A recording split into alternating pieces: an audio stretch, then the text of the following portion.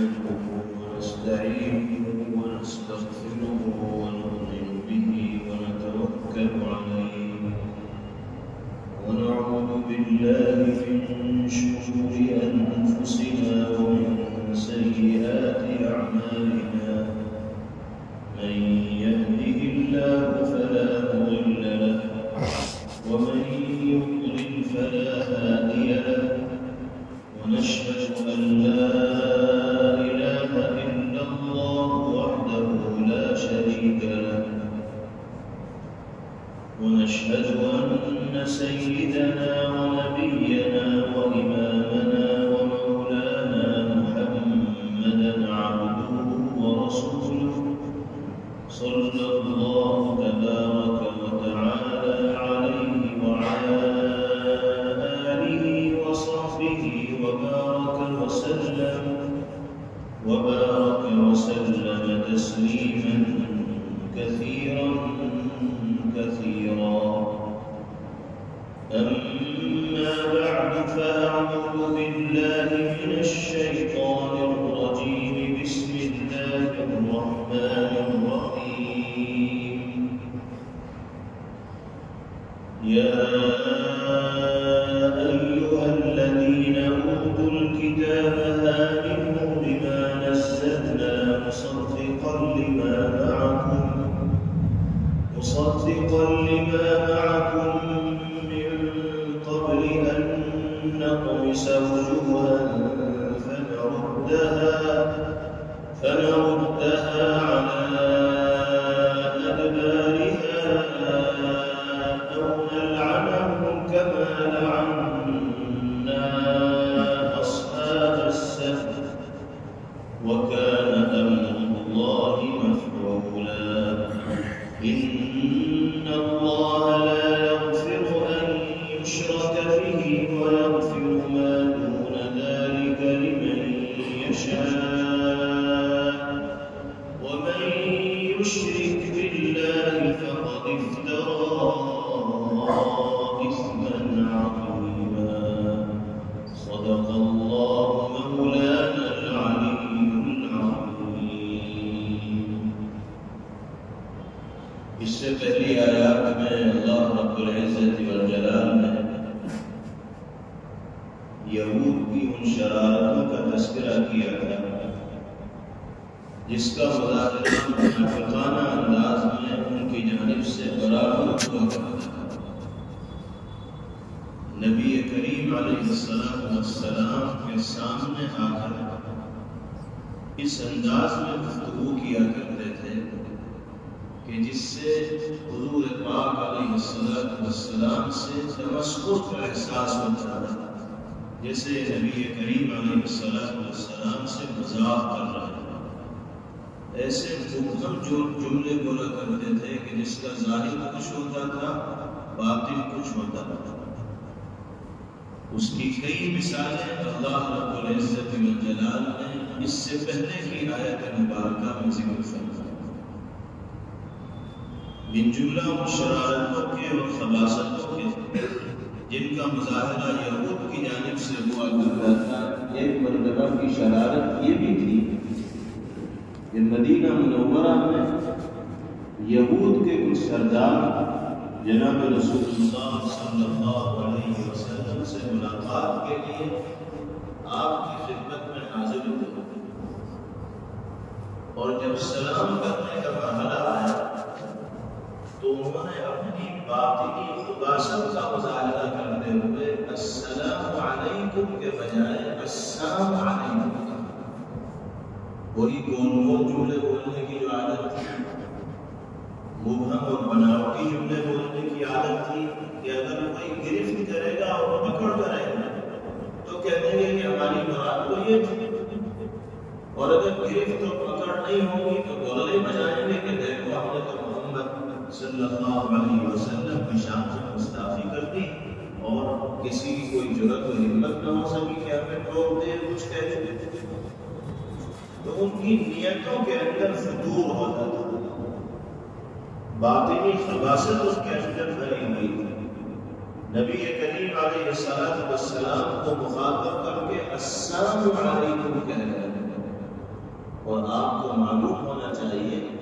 کہ السلام علیکم اور السلام علیکم میں معنی کے اعتبار سے زمین و آسمان کا فرق ہے. لفظی اعتبار سے صرف ایک حرف کی کمی ہے. السلام علیکم میں لام ہے اور السلام علیکم میں لام نہیں ہے، لیکن اس لام کے ہونے نہ ہونے سے معنی میں زبردست فرق پیدا ہو جاتا ہے.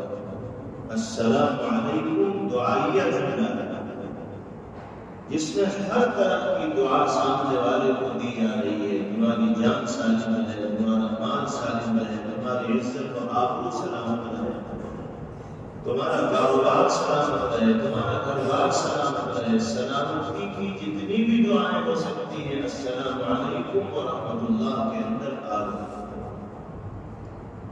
اور السلام علیکم بدعا ہے، اس کا ترجمہ ہے کہ تمہاری موت آ جائے. تو کہاں سلام اور کہاں سام، زمان لپیٹ کر السلام علیکم کہہ رہے ہیں. اور مقصد جناب رسول اللہ صلی اللہ علیہ وسلم کی شان میں گستاخی یہ ان کی خباثت کی تو ہے کہ آپ کے سامنے آ کر یہ انداز اختیار کرنا. ام المؤمنین حضرت عائشہ صدیقہ رضی اللہ تعالی عنہا پردے کے پیچھے حجرہ شریفہ میں موجود تھی. انہوں نے جب یہود کی زبان سے پیغمبر علیہ السلام کے سلسلے میں اس طرح کے گستاخانہ جملے سنے تو رہا نہ گیا عائشہ صدیقہ رضی اللہ عنہا سے. پردے کے پیچھے سے ہی یہود کو جواب دیتے ہوئے جلال میں آ کر ارشاد فرمایا علیکم السلام واللعنہ.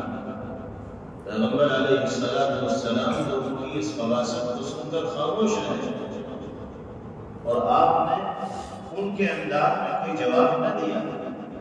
لیکن حضرت عائشہ رضی اللہ عنہا سے کہاں رہا جا سکتا ہے، اور اصحاب رسول صلی اللہ علیہ وسلم میں سے کوئی بھی اس کو گوارا نہیں کر سکتا کہ اس کے سامنے پیغمبر علیہ السلام کی شان سے گستاخی ہو وہ خاموش بیٹھا رہے. حضرت عائشہ رضی اللہ عنہا نے بھی یہود کو جواب دیتے ہوئے نبی کریم علیہ السلام سے محبت و عقیدت کا حق ادا کیا، اور جو انداز اور لب و لہجہ یہود نے اختیار کیا تھا حضرت عائشہ رضی اللہ عنہا اس سے بھی 2 قدم آگے بڑھ کر اینٹ کا جواب پتھر سے دیتے ہوئے فرمایا علیکم السلام واللعنہ. تمہاری موت آئے اور تم پر اللہ کی بھٹکاؤ و لعنت ہو. تم میرے آقا کے سلسلے میں اس طرح کی بدزبانی کر رہے ہو. قربان جائیے نبی کریم علیہ السلام کے جذبہ عفو پر، پیغمبر علیہ السلام کے تحمل پر، آپ کے قوت برداشت پر، آپ کی مشاہدہ ظرفی اور وسعت قلبی پر کہ آپ نے ان یہودیوں کو کچھ نہیں کہا بلکہ حضرت عائشہ رضی اللہ عنہا کو مخاطب کرتے ہوئے ارشاد فرمایا مہلا مہلا یا عائشہ، عائشہ ٹھہرو، رکو، یہ تم نے کیا شروع کر دیا؟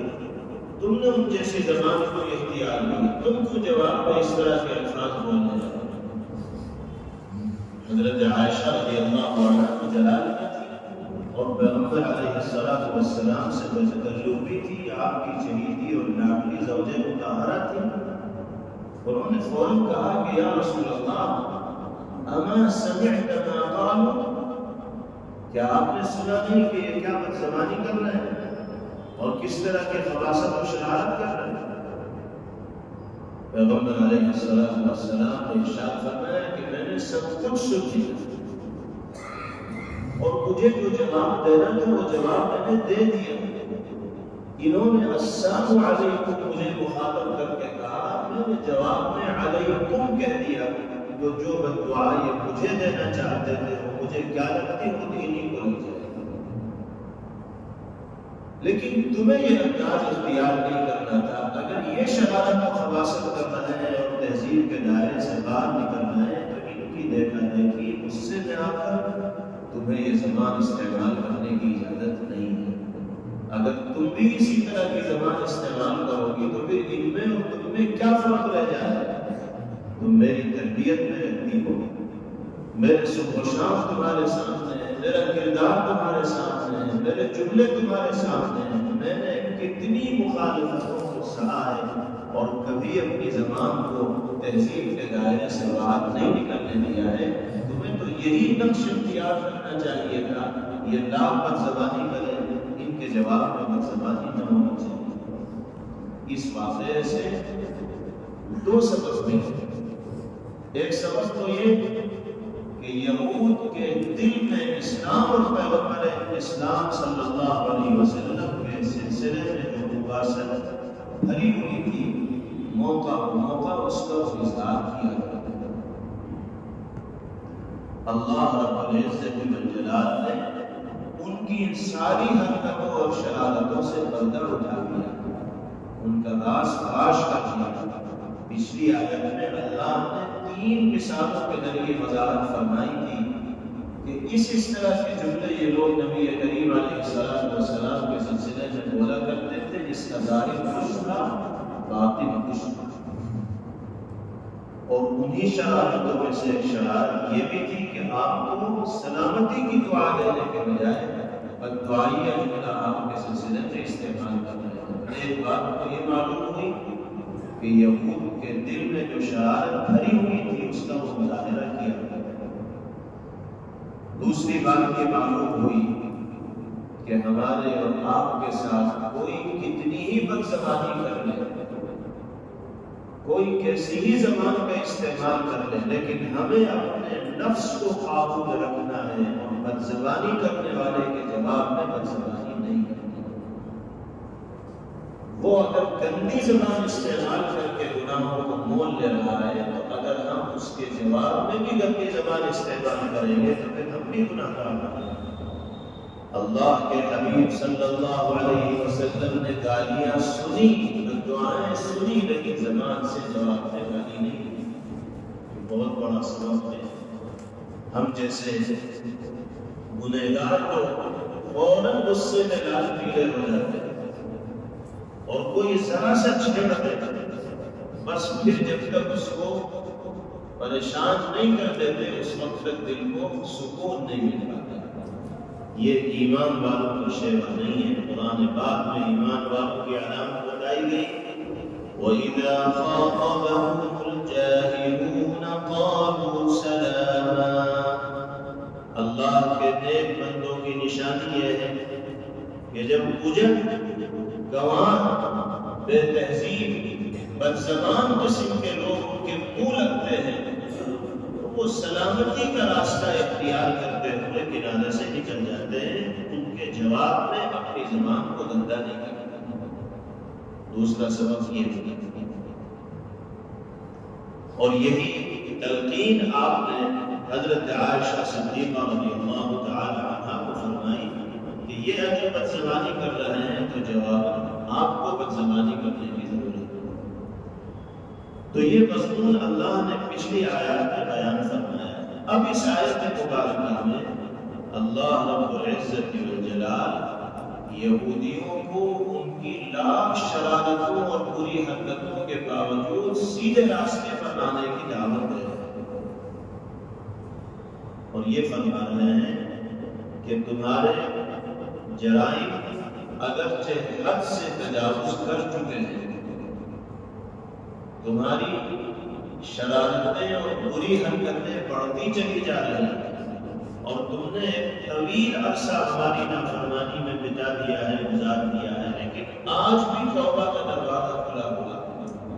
آ جاؤ راہ راست پر، قرآن پر ایمان لے آؤ، نبی پاک علیہ السلام کے ہاتھ پر اسلام کی بیعت کر لو، سچائی کو اختیار کر لو، تمہارے سارے گناہوں پہ پانی پھیر دیا جائے گا، پاکیزہ بن جاؤ۔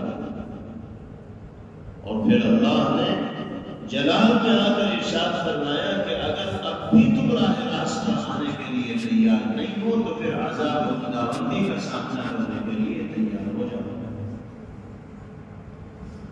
ایسی گرفت میں مبتلا کیے جاؤ گے، ایسی پکڑ آئے گی، ایسی مار پڑے گی کہ تم تو کیا نسلیں بھی تمہاری نہیں بھولیں گی اس بات کو پہ۔ دو طرح کے عذاب کا اللہ نے ذکر کیا۔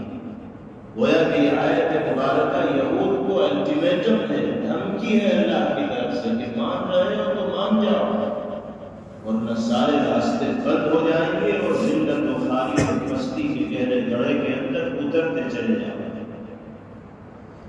گے۔ ایک سزا اللہ نے یہ ذکر فرمائی کہ اگر نہیں مانو گے تو ممکن ہے کہ تم پر ایسا عذاب آئے کہ تمہارے چہرے سپاٹ ہو جائیں۔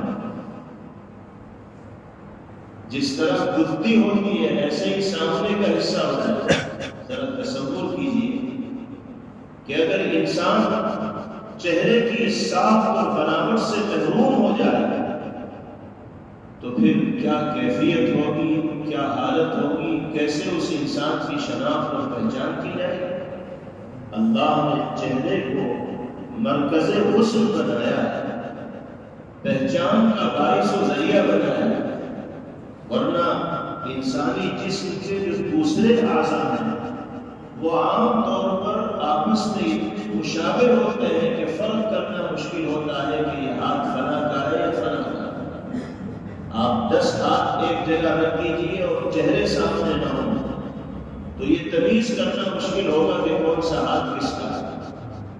اللہ نے چہرے کے اندر یہ خوبی رکھی ہے کہ جتنے بھی ماڈل اللہ کی طرف سے تیار کیے جاتے ہیں انسانوں کی شکل میں، وہ اپنی الگ شناخت اور پہچان لے کر آتے ہیں۔ مدنی کتنے نقشے اللہ کے پاس موجود ہیں جب سے یہ دنیا بنی ہے اور جب تک دنیا قائم رہے گی، کروڑ آ چکے اور مدنی کتنے آئیں گے، سب اپنی الگ صورت لے کر آتے ہیں اور اسی صورت کے ساتھ چلے جاتے ہیں۔ دوسرا آتا ہے، ان سے ملتی جلتی صورت تو ہو سکتی ہے لیکن 100% کسی دوسرے کی صورت کا حامل کوئی نہیں۔ یہ اللہ کی قدرت کا کرشمہ ہے۔ اللہ فرما رہے ہیں کہ اگر اب بھی راہ راست پر نہیں آؤ گے تو تمہیں سخت ترین عذاب کا سامنا کرنا پڑے گا، اور اس عذاب کی ایک شکل یہ ہو سکتی ہے کہ تمہارے چہرے سپاٹ کر دیے۔ دوسرا مطلب حضرات مفسرین نے اس کا یہ بھی بیان فرمایا کہ گدی آگے کی طرف ہو جائے اور چہرہ پیچھے کی طرف ہو جائے، یہ بھی عذاب کی شکل ہے۔ اللہ ہم سب کی ہر طرح کے گرفت سے اور عذاب سے حفاظت کرے۔ گناہوں نے ہمیں بھی ہلاکت کے دہانے پر پہنچا دیا اور اللہ کے غضب اور غصے کو دعوت دینے میں ہم نے بھی اپنی بدعمالیوں سے کوئی کسر نہیں چھوڑ رکھی۔ رمضان کے اس پاک مہینے میں بھی مسلمانوں کی ایک بڑی تعداد ہے جو گھٹائی کے ساتھ روزہ خوری کرتے ہوئے دکھائی دے۔ مسلم محلوں میں بھی آج ہوٹل کھلے ہوئے ہیں، دن میں چائے پینے والے آج بھی آپ کو سینکڑوں مل جائیں گے، دوپہر کا کھانا کھانے والے ہزاروں کی تعداد میں مل جائیں گے۔ تندرستی بھی اللہ نے دے رکھی ہے، صحت بھی اللہ نے دے رکھی ہے، اسباب زندگی بھی اللہ نے فراہم کر رکھتے ہیں، لیکن فریضہ ادا کرنے کی ان کو توفیق نہیں ہو رہی۔ اور اس کے علاوہ بیسیوں گناہ ہیں جن کے عادی بن کر ہم زندگی گزار رہے ہیں، تو اللہ کا کرم ہے کہ وہ لاکھ نافرمانیوں کے باوجود جینے کا موقع ہمیں دے رہا ہے، ورنہ ہم اس لائق نہیں ہے کہ اللہ کی اس دھرتی پر آرام کی زندگی گزار سکیں۔ ہم نے مالک کو راضی کرنے کا کام ہی کیا کیا؟ اس کی ناراضگی کو دعوت دینے والے کاموں میں مصروف رہتے ہیں اور چاہتے یہ ہیں کہ ٹھاٹ کی زندگی گزاریں اور چین کی بانسری بجائیں۔ جب تک اللہ راضی نہیں ہوں گے اس وقت تک اطمینان و سکون کی زندگی کی توقع انسان کے لیے محال ہے۔ اللہ نے اس آیت مبارکہ میں اگرچہ دھمکی ان یہود کو دی ہے جو اپنی بری حرکتوں سے باز نہیں آ رہے، لیکن اشارتاً اللہ نے ہر گنہگار بندے کو یہ بتا دیا ہے کہ اگر نافرمانیوں سے باز نہیں آؤ گے تو عذاب الہی کا سامنا کرنے کے لیے تیار رہا، اور کسی بھی شکل میں اللہ کا عذاب انسانی زندگی میں آ سکتا ہے۔ اللہ تعالی ہم سب کے گناہوں کو معاف فرمائے، امت کے گناہوں کو اللہ معاف فرمائے اور سب کو راہ راست پر چلنے کی توفیق ایک عذاب کا یہ ذکر کیا گیا آیت مبارکہ میں، دوسرا عذاب ذکر کیا گیا کہ اگر راہ راست پر نہیں آؤ گے اور اپنی شرارتوں سے باز نہیں آؤ گے تو جو حال اصحاب سبت کا ہوا،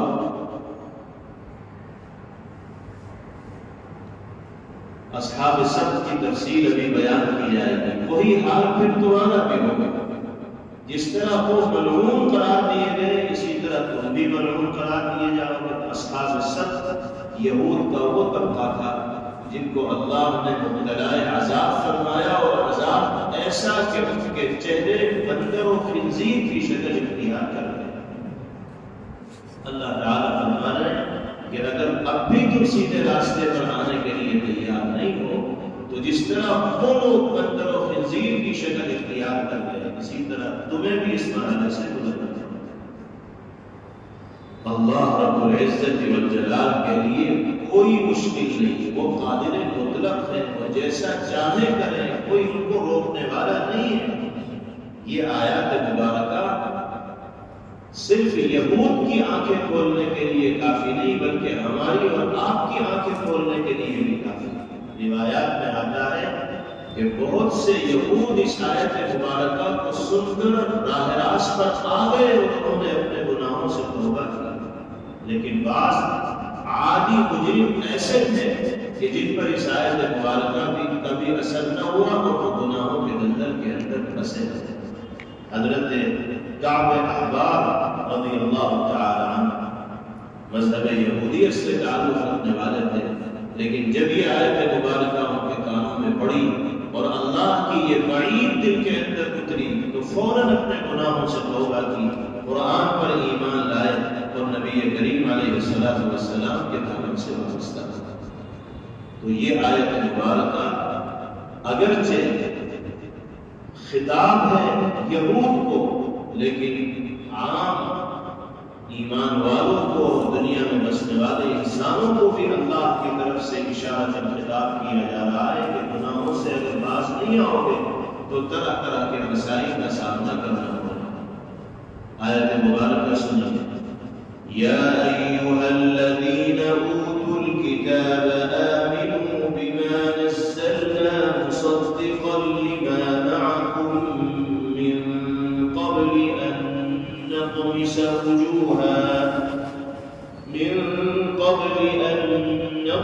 وجوها فنردها على أدبارها أو نلعنهم كما لعنا أصحاب السبت وكان أمر الله مفعولا۔ اے اہل کتاب، جو قرآن ہم نے نازل کیا ہے، جو تمہارے پاس پہلے سے موجود کتاب کی تصدیق بھی کرتا ہے، اس پر ایمان لے آؤ، قبل اس کے کہ ہم کچھ چہروں کو مٹا کر انہیں بتی جیسا بنا دیں۔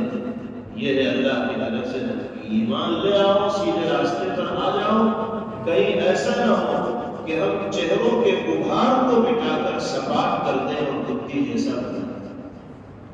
یہ ان پر ایسی دھٹکار ڈال دیں جیسی دھٹکار ہم نے سبت والوں پر ڈالی تھی، اور اللہ کا حکم ہمیشہ پورا ہو کر رہتا ہے۔ اب یہ سبت والے کون ہیں اس کے بارے میں بھی مختصراً سن لیجیے۔ سبت کہتے ہیں عربی زبان میں سنیچر کے دن۔ اللہ رب العزت والجلال نے بنو اسرائیل کو ابتداءً یعنی شروع میں یہ حکم دیا تھا کہ ہفتے میں جمعے کے دن کو تم قابل تعظیم کرو اور اس کو عبادت میں گزارا کرو، اہمیت کے ساتھ گزارا کرو۔ تو یہود کی سرشت میں اور فطرت میں بغاوت داخل تھی۔ جب اللہ کے نبی کی طرف سے ان کو یہ پیغام ملا کہ جمعے کے دن کو ہمیں معظم و محترم ماننا ہے تو اس میں بھی بیچ میں نکالنے لگے، کہنے لگے کہ نہیں جمعے کا دن نہیں، ہم تو سنیچر کا مانتے ہیں۔ بھائی تمہیں ہفتے میں ایک دن محترم و معظم ماننا تھا، جمعے کا حکم آیا تھا اسی کو تسلیم کر لینا۔ لیکن وہ کیڑا جو دماغ میں الٹ پلٹ کرتا تھا اس نے یہاں کی حرکت کی اور سیدھے راستے پر چلنے کے یہ عادی تھے نہیں، اس لیے کہنے لگے کہ نہیں جمعے کو نہیں مانیں گے، ہم تو سنیچر کو مانیں گے، ضد کرنے لگے۔ اللہ رب العزت والجلال تک کی بات پہنچی تو نبی کے ذریعے یہ کہہ دیا گیا کہ ٹھیک ہے یہ سنیچر کے لیے تیار ہیں تو کہہ دیجئے کہ سنیچر ہی کو قابل عظمت دن کو ماننا ہوگا، لیکن اس میں پابندیاں ہیں، پابندیوں کا خیال ہے۔ اللہ نے امتحان و آزمائش کے طور پر سنیچر کے دن میں بہت سی پابندیاں لگا دی کہ اب اس دن میں تمہیں صرف اللہ ہی کرنا ہے، کوئی کام کاج نہیں کرو گے، کہیں آنا جانا نہیں ہوگا، کسی طرح کا کوئی شکار نہیں ہوگا، مچھلی پالن نہیں ہوگا، مچھلی پکڑنے کی اجازت نہیں ہوگی، بس پورے دن اللہ کی عبادت میں لگے رہے۔ اگر جمعے کے دن کو مان لیتے تو اس میں چھوٹ ملتی، لیکن جمعے کے دن کو نہیں مانے، سنیچر کا اصرار کرنے لگے تو اللہ نے کہا کہ ٹھیک ہے چلو سنیچر ہی کو قابل تعظیم مانو، لیکن اس میں عبادت کے سوا کسی چیز کی اجازت نہیں۔ یہ حکم بھی اللہ کی طرف سے آزمائش کے طور پر۔ مچھلی کے لوگ بہت شوقین تھے۔ ایلا نام کے علاقے میں بنی اسرائیل کی یہ قوم رہا کرتی تھی، حضرت داؤد علیہ السلام کا زمانہ تھا۔ اب اللہ کی طرف سے آزمائش کی صورت یہ سامنے آئی کہ سنیچر کے دن ندی، نالے اور تالاب میں جو مچھلیاں ہوا کرتی تھی وہ اوپر کو آ جایا کرتی تھی، جھانکنے لگتی تھی۔ اب ان کے منہ میں پانی آتا تھا کہ بھئی آج تو مچھلیوں کا رول آیا ہوا، پکڑنے کی اجازت نہیں کیونکہ سنیچر کا دن ہے۔ یہ اللہ کی طرف سے امتحان تھا۔ دیکھتے تھے کہ مچھلیاں آس پاس گھوم رہی ہیں لیکن کانٹا نہیں ڈال سکتے، جال نہیں ڈال سکتے، پکڑ نہیں سکتے۔ اب شیطان نے ان کے دماغ میں ہیلا ڈالا اور کہا کہ بھئی مچھلیوں کو تو پکڑنا ہے ہی، کوئی راستہ نکالنا پڑے گا۔ ہفتے میں کسی اور دن اس انداز میں مچھلیاں نہیں آتی اور انہیں پکڑنے کے لیے گھنٹوں لگانے پڑتے تھے، کانٹا ڈال کے بیٹھے رہے، انتظار کریں کہ جب مچھلی آئے گی تو اسے کھینچیں گے، اور سنیچر میں دیکھو تو سامنے موجود۔ تو شیطان نے ان کے دماغ میں وسوسہ ڈالا، ہیلا ڈالا۔ انہوں نے کام یہ شروع کیا کہ جمعے کے دن شام میں ندی، نالے اور تالاب کے کنارے گڑھے کھود دیا کرتے تھے، اور جب ہفتے کے دن مچھلیوں کا مول آتا تھا تو نالی بنا دیا کرتے تھے اس تالاب سے گڑھے میں۔ اب اس نالی سے جب پانی آتا تھا تو اس پانی کے ساتھ مچھلیاں بھی آ جایا کرتی تھی۔ پھر اتوار کے دن ان مچھلیوں کو پکڑتے تھے تو کہتے تھے کہ بھائی ہم نے تو اللہ کے حکم کے خلاف ورزی نہیں کی، سنیچر میں تو ہم شکار نہیں کر رہے ہیں، وہ تو گڑھے میں آ کے مچھلیاں جمع ہو رہی ہیں، ہم تو اتوار پیر میں پکڑ رہے ہیں۔ یہ سارا کا سارا ہیلا تھا، بہانہ تھا، دھوکے بازی تھی۔ اللہ کے نبی صلی اللہ علیہ وسلم کی طرف سے ان کو اس سے بھی منع کیا جاتا ہے لیکن ماننے کو تیار نہ ہوا، اور اپنی اڑانے لگے اور چلانے لگے کہ ہم کو سنیچر میں تھوڑی پکڑ رہے ہیں، ہم تو اتوار میں پکڑ رہے ہیں، پیر میں پکڑ رہے ہیں۔ اللہ کے نبی نے بارہا ان کو سمجھایا کہ بھئی تمہاری یہ حرکت بھی اللہ کے حکم کے خلاف ورزی ہے، راہ راست پر آ جاؤ ورنہ اللہ کی گرفت کا سامنا کرنا ہے۔ جس بستی میں لوگ رہا کرتے تھے تو وہاں تین طرح کے لوگ ہوتے۔ بعض لوگ تو وہ تھے جو ان حرکتوں سے دور ہو کر زندگی گزارتے تھے، وہ کہتے تھے کہ بھئی ہم اس چکر میں نہیں پڑتے، خام خواہ کی ہیلے بازی ہے اور بہانہ ہے اور اللہ کو دھوکہ دینا ہے۔ جب منع کر دیا گیا تو ہم سنیچر میں ندی، نالے اور تالاب کے قریب جائیں گے نہیں، مچھلی کا شکار ہی نہیں کریں گے۔ خود بھی رکتے تھے اور ان کو بھی منع کرتے تھے کہ تم یہ حرکت مت کرو۔ ایک طبقہ تو وہ تھا، دوسرا طبقہ ان لوگوں کا تھا کہ جو خود تو رکتے تھے لیکن ان کو منع نہیں کرتے تھے، اور جو لوگ منع کرتے تھے ان سے کہا کرتے تھے کہ تم کیوں ان کے پیچھے پڑے ہو، یہ تو اپنے کیے کی سزا چکنے والا ہے۔ قرآن پاک میں دوسری جگہ یہ تفصیل بیان کی ہے۔ تیسرا طبقہ وہ تھا جو اس برائی کے اندر تو 3 طبقے ہو گئے، 2 رکا کرتے تھے اور 1 نہیں رکتا تھا۔ جب اختلاف میں زیادہ بڑھا تو جس بستی میں لوگ رہا کرتے تھے اس میں بیچ میں دیوار کھڑی کر لی گئی۔ دیوار کے ایک طرف وہ لوگ جو اپنی شرارتوں سے باز نہیں آ رہے تھے، اور دوسری طرف وہ لوگ جنہوں نے اس حرکت سے توبہ کر لی تھی اور سنیچر کے دن کوئی اس طرح کا کوئی کام نہیں کیا کرتے تھے۔ دونوں کے راستے الگ الگ ہو گئے اور یہ طے کر لیا گیا کہ ہمارا ان سے کوئی میل جول نہیں رہے۔ روایات میں آتا ہے کہ ایک دن ایسا آیا کہ جب صبح ہوئی تو دیوار کے اس جانب کوئی حرکت دکھائی نہ دی۔ دروازوں سے کوئی باہر نکلتا دکھائی نہ دیا، ورنہ روزانہ یہ ہوتا تھا کہ صبح کے وقت لوگ نکلا کرتے تھے اپنے کاموں پر، لیکن اس دن کوئی نکلا ہی نہیں۔ تو اب دیوار کے اس پار جو لوگ تھے انہوں نے سوچا کہ پتہ نہیں کیا ہوا، دیوار کے اس پار کہیں سارے شراب وراب پی کے مدہوش تو نہیں پڑے، ذرا دیکھا تو جائے کہ کیا بات ہے، آپ کو باہر نکلنے کو تیار نہیں۔ اب جب تان جھانک شروع ہوئی تو دیکھا گیا کہ وہاں تو جتنے انسان تھے وہ سب کے سب بندر و خنزیر کی صورت لیے اور کوئی ایک دوسرے کو پہچان نہیں پا رہا۔ احادیث میں آتا ہے کہ 3 دن اس طرح کی صورتحال کی رہی، پھر سب کے سب مر گئے اور ہلاک ہو گئے۔ قرآن پاک میں اللہ نے اس کا ذکر فرمایا اور ارشاد فرمایا فَلَمَّا عَتَوْا عَمَّا نُهُوا عَنْهُ قُلْنَا لَهُمْ كُونُوا قِرَدَةً خَاسِئِينَ۔ جب یہ لوگ ان حرکتوں سے باز نہ آئے جس سے ان کو روکا گیا تھا تو ہم نے کہا کہ بندر و خنزیر کی شکل اختیار کر لو، ذلیل و رسوا ہو کر۔ روایات میں آتا ہے کہ جوان بندر کی شکل اختیار کر گئے اور بوڑھے خنزیر کی شکل اختیار کر گئے۔ یہ اللہ کی قدرت ہے، اللہ ہم سب کی اور امت مسلمہ کے ہر فرد کی اس طرح کے عذاب سے حفاظت فرمائے۔ اللہ کے لیے کوئی مشکل نہیں۔ جس کے دل میں رائی کے دانے کے برابر بھی ایمان ہے اسے اس طرح کی آیات و احادیث سن کر اپنے گریبان میں ضرور ڈھانپنا چاہیے، اور اگر بدعمالیوں میں اور گناہوں میں زندگی گزر رہی ہو تو اس سے باز آنے کی فکر اور کوشش کرنی چاہیے، اس لیے کہ اللہ کا عذاب کب کس وقت کس شکل میں نازل ہو جائے کچھ نہیں کہا جا سکتا۔ جب تک انسان اللہ کو راضی کر کے اور منا کے زندگی نہیں گزارے گا اس وقت تک دنیا اور آخرت کی عافیت اس کو میسر نہیں ہوگی۔ آخر میں اللہ نے فرمایا وَكَانَ أَمْرُ اللَّهِ مَفْعُولًا، اور اللہ کا حکم ہمیشہ پورا ہو کر رہتا ہے۔ اس سے اگلی آیت میں شرک کی مذمت بیان کی گئی، جس کو جگہ جگہ اللہ تعالی بیان فرماتے رہتے ہیں۔ إِنَّ اللَّهَ لَا يَغْفِرُ أَن يُشْرَكَ بِهِ وَيَغْفِرُ مَا دُونَ ذَلِكَ لِمَن يَشَاءُ،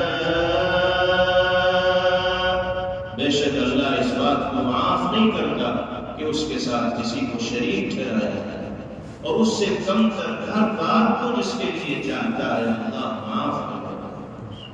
وَمَن يُشْرِكْ بِاللَّهِ فَقَدِ افْتَرَىٰ إِثْمًا عَظِيمًا، اور جو شخص اللہ کے ساتھ کسی کو شریک ٹھہراتا ہے وہ ایسا بہتان باندھتا ہے جو بڑا زبردست گناہ ہے۔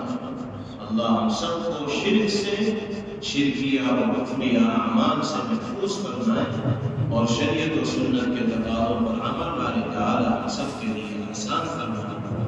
وآخر دعوانا ان الحمد للہ رب العالمین۔ Thanks for watching. Don't forget to like, comment, share and subscribe to Al Wahid channel.